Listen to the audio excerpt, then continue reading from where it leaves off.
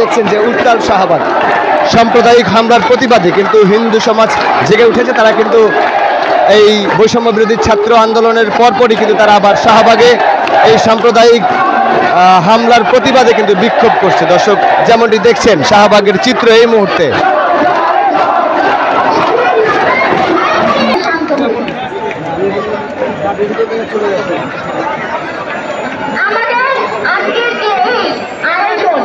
এই জনসমাবেশ এত মানুষের অস্তিত্বের লড়াইয়ে নিজ উত্তরে যেখানে আসা তার সেই আন্দোলনটি হচ্ছে সংখ্যালঘু অধিকার আন্দোলন। আমাদের ৮ দফা দাবি সকলের আলোচনা এবং বিচার বিবেচনায় আমরা প্রস্তুত করেছি, চেষ্টা করেছি সবার কথা ভেবে সবকিছু করার, এবং এই দাবিগুলো আমরা বর্তমান যে তত্ত্বাবধায়ক সরকার এবং বৈষম্য বিরোধী ছাত্র আন্দোলনের যারা সমন্বয়ক তাদের কাছে জানাচ্ছি।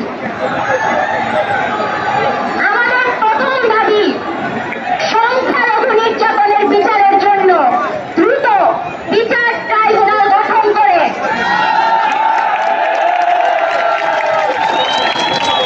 দোষীদের দ্রুততম সময়ে উপযুক্ত শাস্তি প্রদান,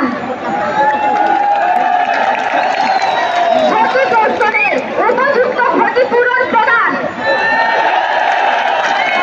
ও পুনর্বাসনের ব্যবস্থা করতে হবে। আমাদের দ্বিতীয় দাবি অনতিবিলম্বে সংখ্যালঘু সুরক্ষা আইন প্রণয়ন করতে হবে।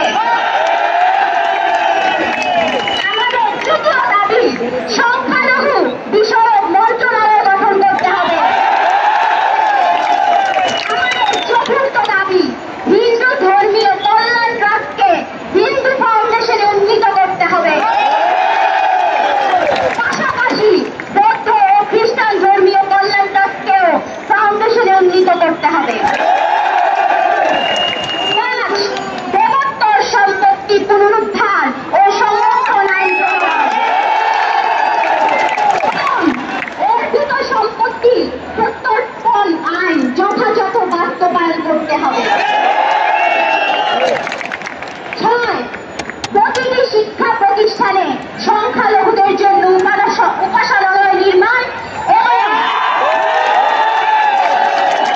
প্রতিটি হোস্টেলে প্রার্থনা কক্ষ বরাদ্দ করতে হবে। ৭. সংস্কৃত ও পালি শিক্ষা বোর্ড আধুনিকায়ন করতে হবে। ৮. শারদীয় দুর্গাপূজায় ৫ দিন ছুটি দিতে হবে। আমরা এই কয়েকটি দাবি সকলের কথা বিবেচনা করে আমরা ঘোষণা করলাম। আমাদের তত্ত্বাবধায়ক সরকার এবং বৈষম্য বিরোধী ছাত্র আন্দোলনের কাছে আমরা আহ্বান জানাই, দ্রুত এই পদক্ষেপগুলো বাস্তবায়নে আলোচনায় বসতে হবে আমাদের সাথে।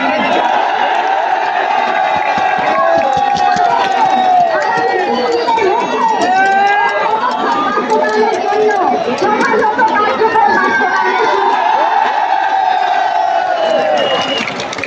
পরবর্তীতে যদি আমাদের দাবিগুলো না মেনে নেওয়া হয়, আমরা পরবর্তী কর্মসূচি ঘোষণা করব এবং রাজপথ ছাড়ব।